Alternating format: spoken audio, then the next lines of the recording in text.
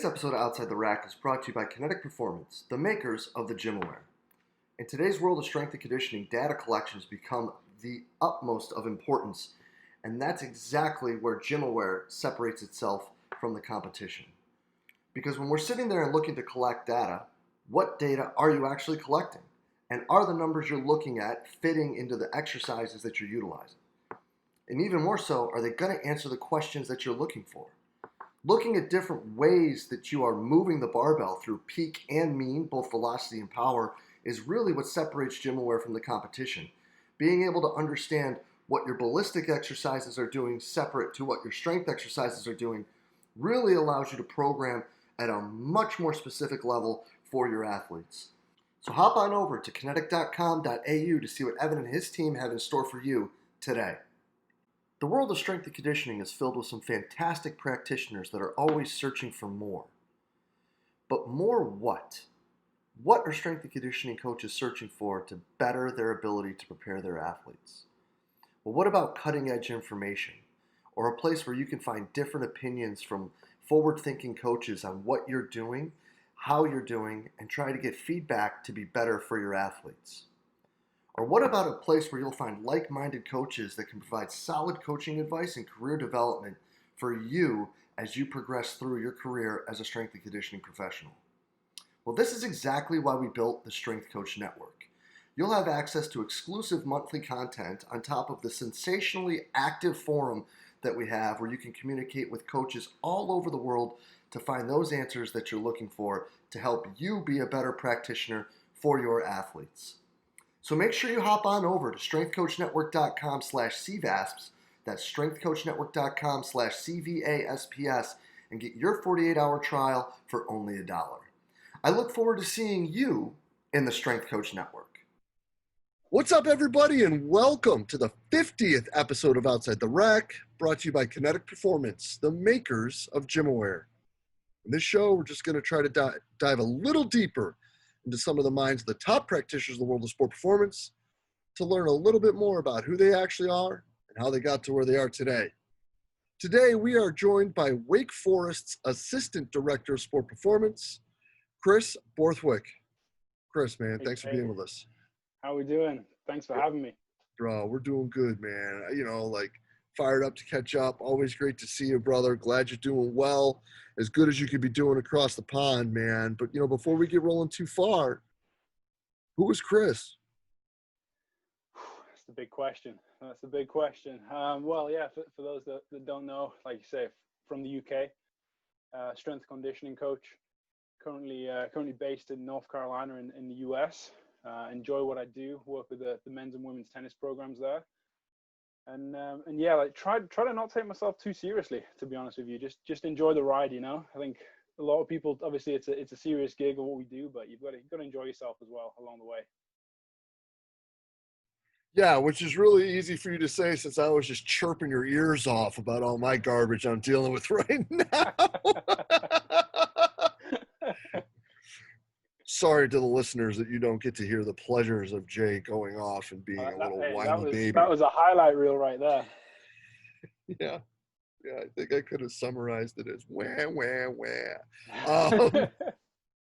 But nah, man, you're a student of the game. You're a guy who's been all over the place. Somebody who, a former athlete who, like all of us, have kind of had their hiccup to get to where they're going, to get into this whole development thing.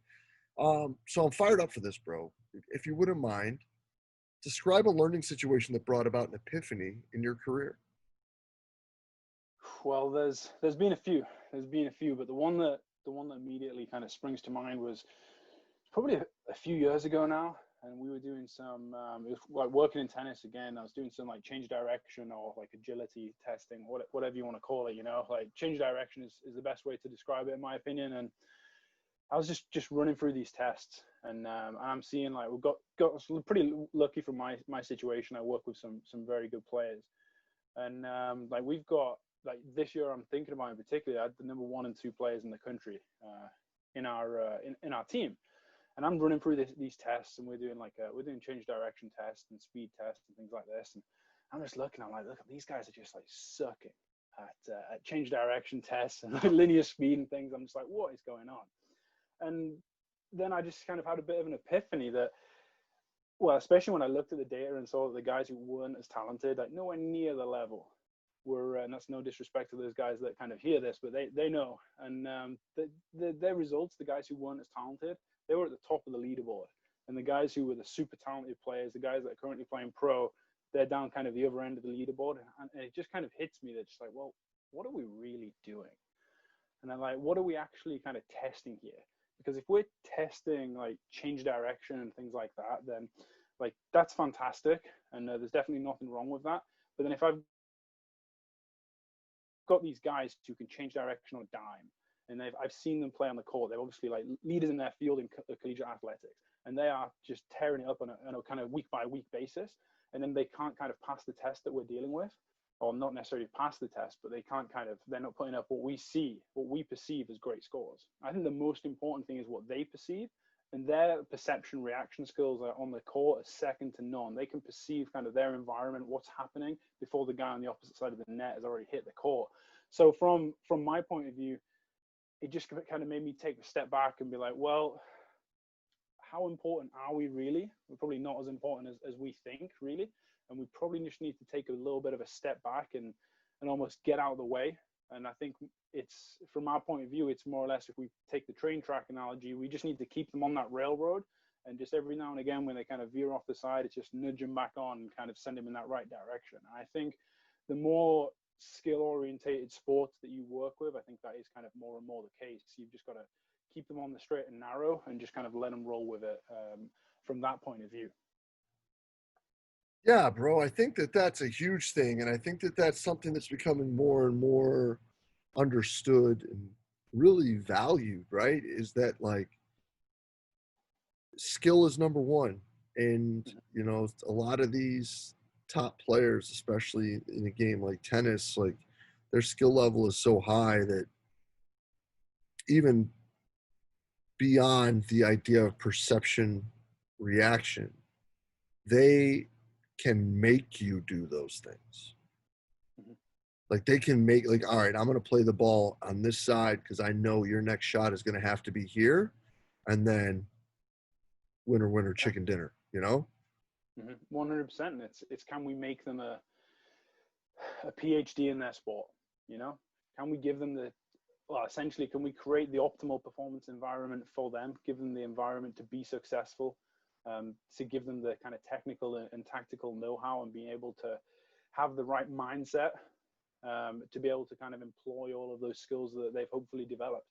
And I think one of the most important things is can we, like I said, with that environment, they want to turn up every day to come to work, so to speak. You know, it's not necessarily a grind. I don't necessarily like the word grind, but they want to come in and kind of just enjoy the process of getting better. And one of the things that I really changed within my program this year was, like a lot of us, we all take a lot of warm-ups.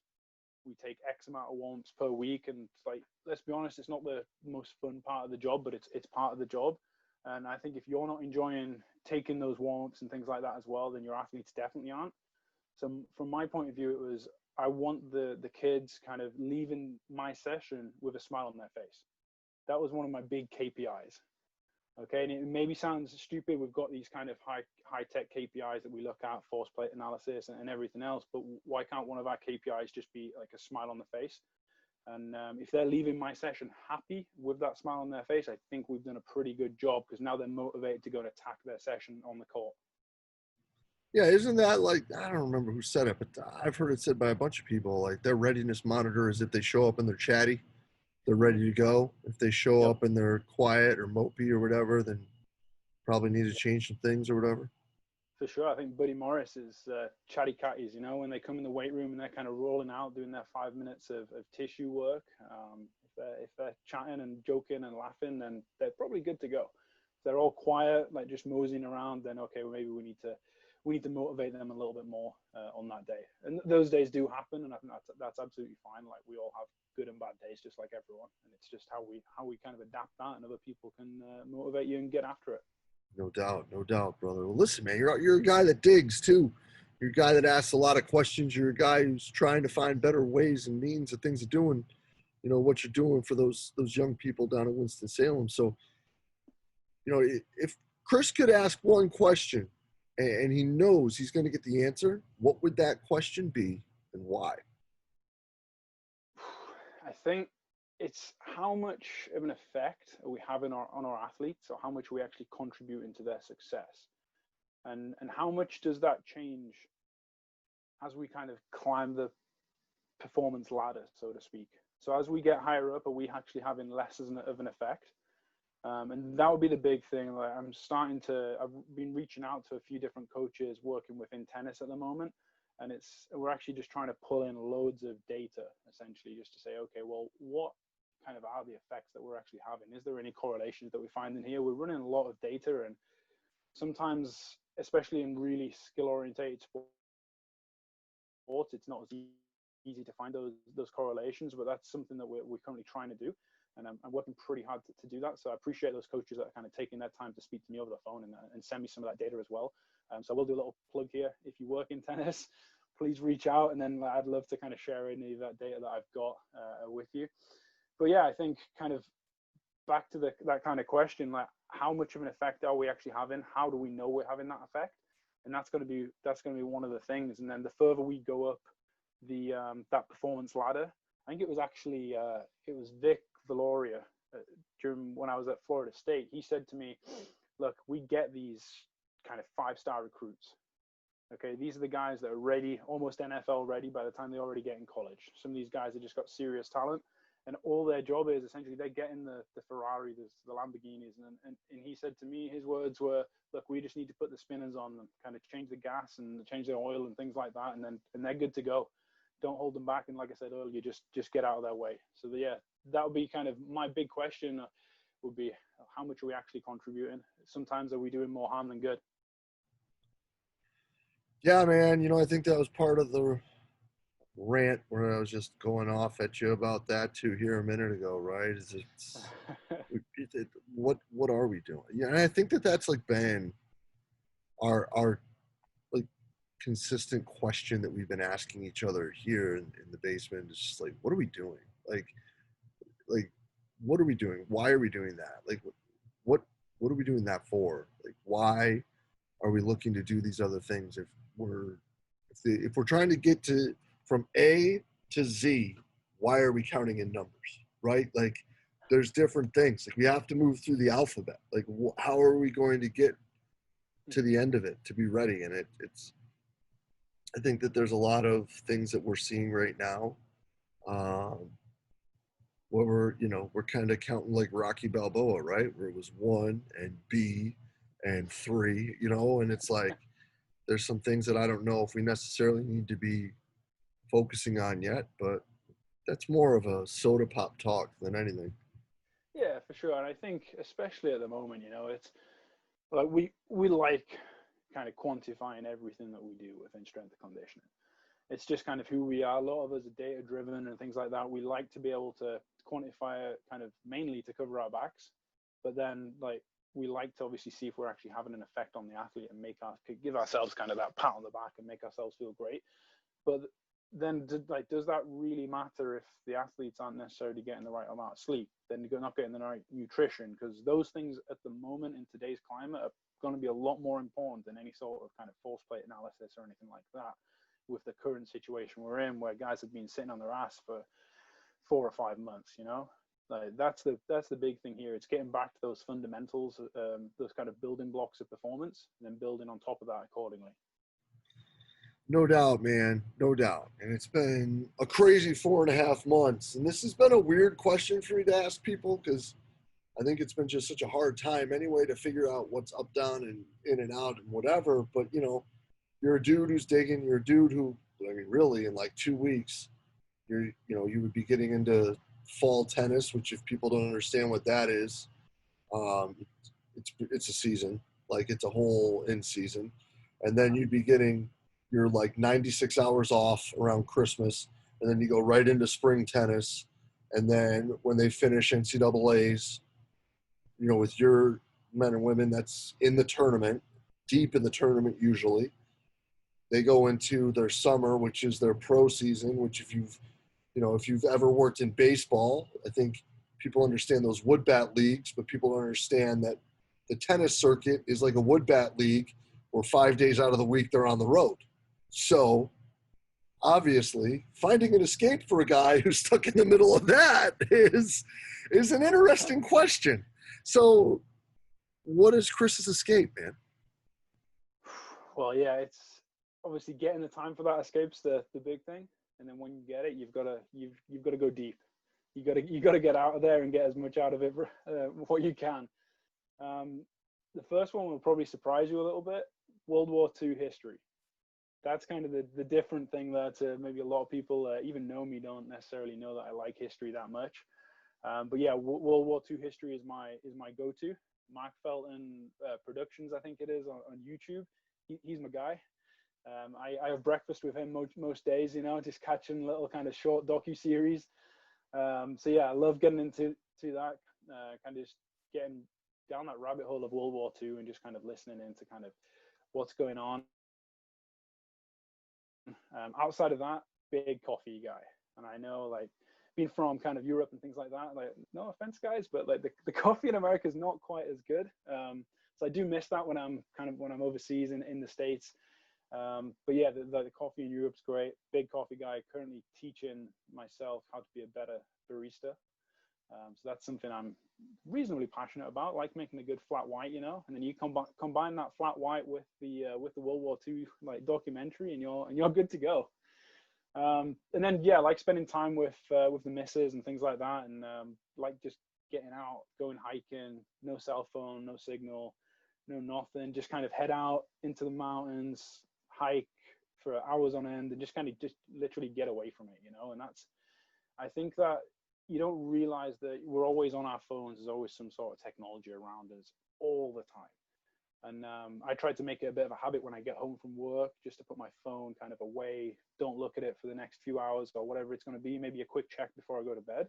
But then getting away to be able to go hiking, you can leave the phone in the car or whatever it is. Or just maybe one of us will take the phone with us, and we just put that on silent unless we need it for an emergency.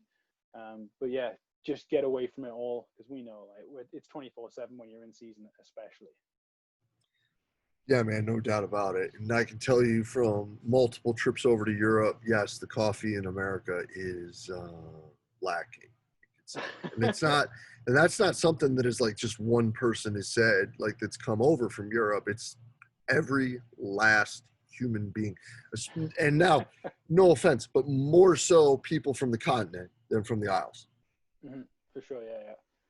That makes sense. I mean, like UK for the most part, like coffee's not a huge part of society. It's becoming bigger and bigger. But if you go to France, Italy, even Germany to an extent, Greece, like those islands and things like that down there, the coffee is unbelievable. And you don't even know I have no idea how they're making it down there. It's completely different, or it seems to be completely different from another world. But that's something that I'm pretty passionate about, trying to understand the differences between different beans and grinds and stuff like that. Like I won't bore you with the details of kind of nerding out on it, but that's the stuff that interests me. And I think when you go down, like you say, you go down into France, into Italy, it's not just the coffee, it's the experience.